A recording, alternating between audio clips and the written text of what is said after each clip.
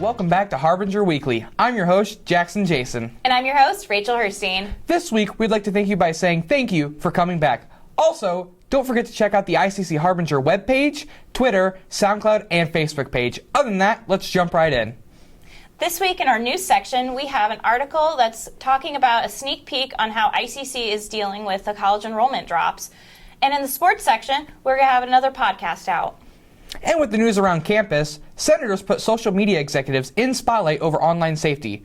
Also, Foundation Scholarship Community Celebration. So make sure to check out our bi-weekly self-care podcast. If you feel like you loved an article, don't be scared to leave a comment on our website at iccharbinger.com or the Facebook. We welcome all positive feedback. For the feature this week, we got an interview with the president of ICC, Dr. Sheila Quirk-Bailey. Hi, I'm Rachel Herstein with Harbinger Student Media, and I have our ICC president, Dr. Sheila Quirk-Bailey, here with me today to answer some questions about the shifts in admission enrollment this semester. So, I've noticed that since last semester, hello by the way. Hello, happy Hi, to be here. How are you? I've noticed that this semester we have had a drop in students enrolling for the fall. Was this a change that you kind of expected with the incoming of COVID? You know, it's interesting. I wouldn't say we knew what to expect. We've never been here before with the pandemic. So prior to the pandemic, about 15% of our classes were online, and now it's closer to 50.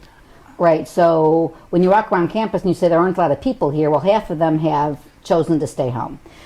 How many students would come back and when, right? We hoped for the best, but didn't know how that would come out. So we are down about 20% since COVID hit, which is not a good thing. Mm-hmm. Nationally, colleges are down almost 25%. So we're beating the odds, but that's still not a number to brag about. Mm-hmm. You know, and it's interesting, it's not that students are going to a 4-year or going someplace else, but for the last 2 graduating classes of high school seniors, almost 25% less went on to any form of higher education. So I'm not really competing with Bradley, I'm competing with nothing. People are choosing to do nothing. Right, yes. So it's and we didn't expect that either, so very different situation.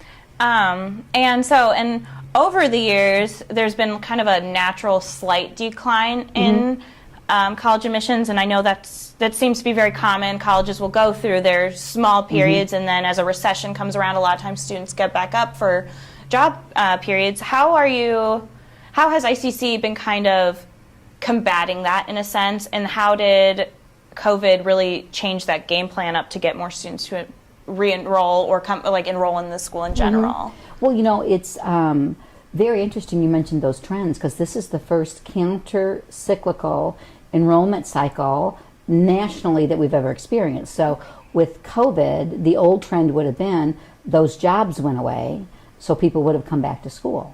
Okay. Right? Yes. The jobs went away and people didn't come back. And now that we're back open, so people can take face-to-face courses, this is one of the best job markets in history, right? So the whole apparatus was sort of flipped, and we've never been here before.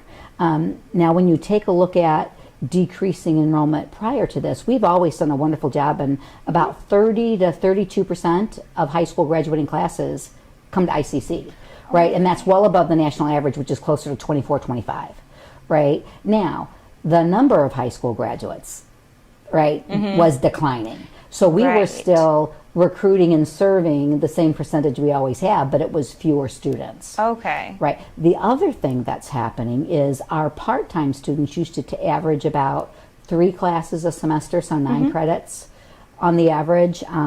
Now that part-time student is taking 1 less class, so now they're down to 6 credit hours. So while our head count has remained relatively stable, so the number of people coming is relatively stable, it's far fewer credit hours because the ones who are coming are taking less each semester, if that makes sense. Yeah.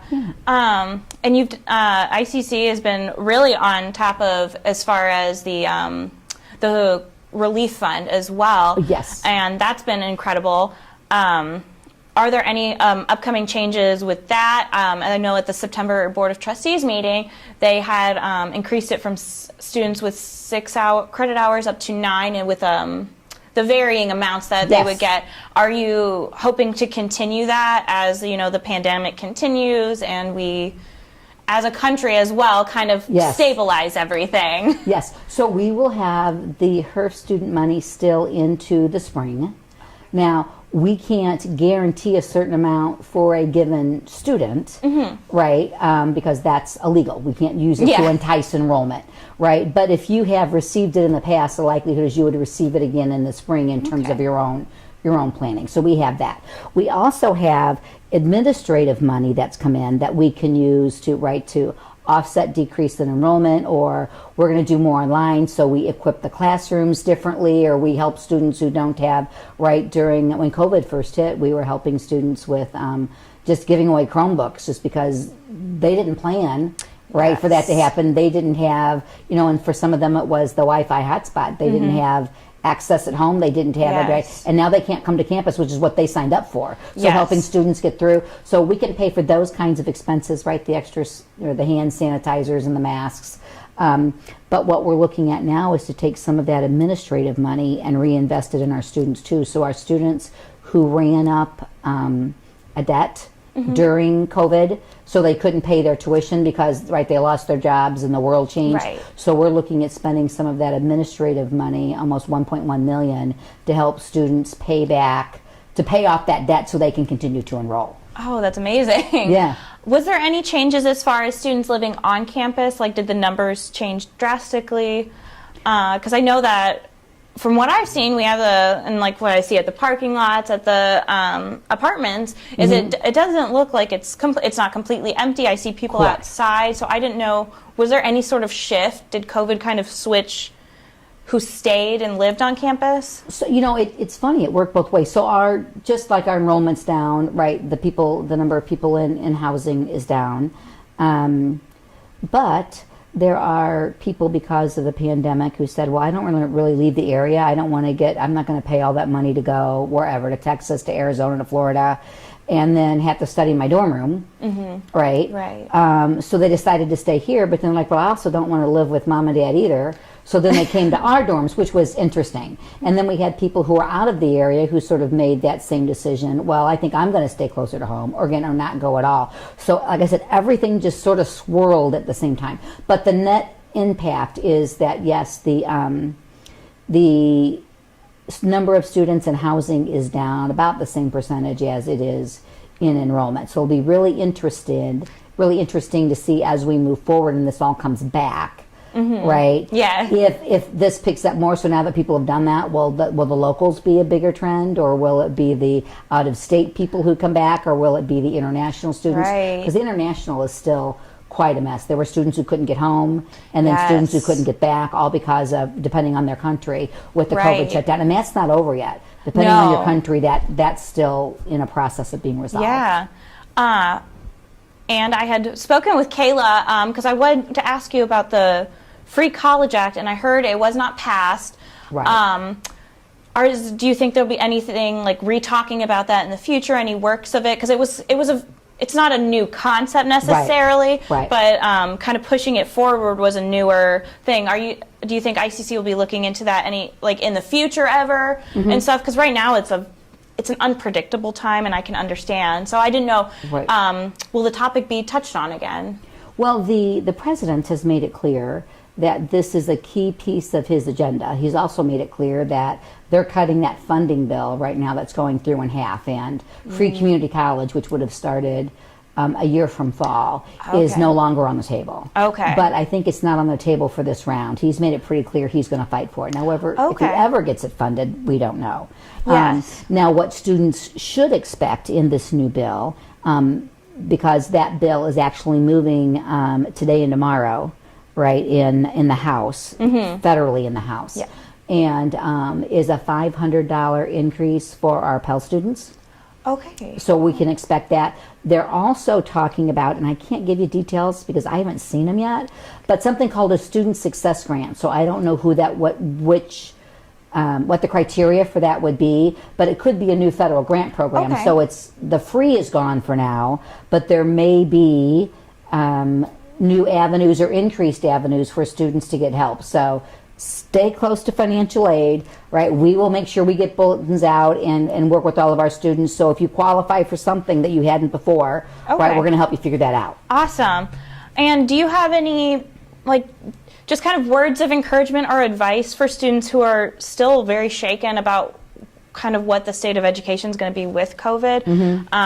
Just anything that you would advise them as, you know, we kind of figure out how we're going to get through all of this COVID, and just some like little positive words of advice is the best I can say. Well, the first thing is, you know, we're under the mandate. And so students either need to be vaccinated or they need to test. Free testing is offered on campus, on all of our campuses.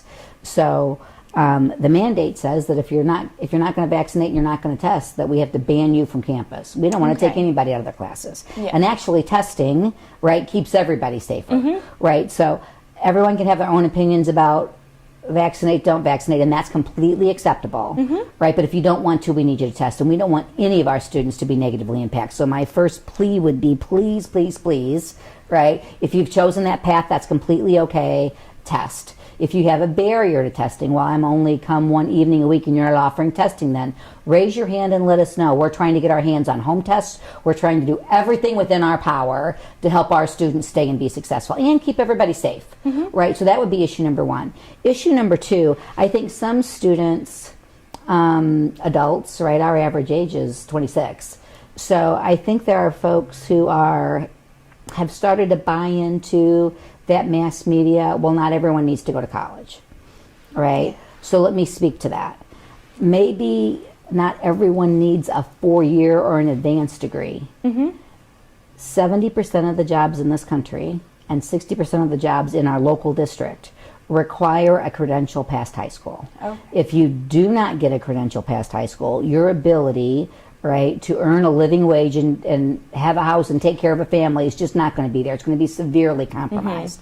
So I know it's a time of great change, right? And I know there's a lot of things swirling. Don't let the fact that you were at an age to make some big personal decisions during a pandemic, right, cause you to make decisions that are going to impact the next decade or so, right? So if you are in a situation where you need to work and you're going to come part-time, fine. If you want to start, we have stackable credentials. Get the first one, you can come back a couple of years later, get the second, and eventually move your way through the associate degree and the baccalaureate degree. That's fine. But I'd really encourage young people today not to let this pandemic define them, and not be, you know, there are articles coming out in the, you know, in the Wall Street Journal and the Atlantic talking about, you know, lost cohorts and lost years and what will happen to these students because they didn't move forward. Don't let something you couldn't control you, right? We're here, we're going to work with students to help them be successful. So I would say I understand people's hesitancy right now, and I think that's normal, right? We've all been through quite a bit, but take a breath, step back, and still, if you just play the percentages, at some point in your life you're going to need to go back and get that credential, and why not let it be now, right? So then you have a strong start for the rest of your future. Thank you for watching Harbinger Weekly. Have a great week and check back in next week. Go Cougars!